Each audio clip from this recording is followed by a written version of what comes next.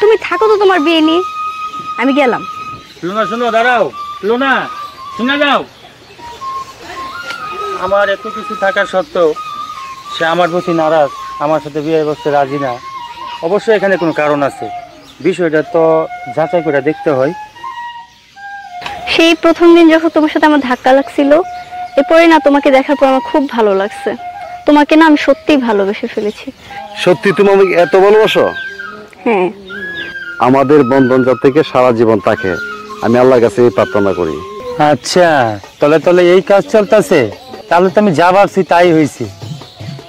এই কারণ তো বিয়ে রাজি হয় না, খবরটা তো বড় বাড়ি জানাইতে হয়। আচ্ছা ঠিক আছে, আমি বিকালে মিটিং এ আসবো, অসুবিধা নেই। হ্যাঁ হ্যাঁ, ওয়ালাইকুম আসসালাম। আসসালামু আলাইকুম ভাই। ওয়ালাইকুম সালাম। কি ব্যাপার শরীফ? কি বললো? আলমগীরের ভাই এত বড় সাহস? না না না, এটা আমি হতে দিব না। আমার বাবার একটা ঐতিহ্য আছে, এটা চেয়ারম্যান বাড়ি। আমি তার দুইটা চোখ উপড়িয়ে ফেলাবো। আমি এখন যাচ্ছি, তুমি দেখো।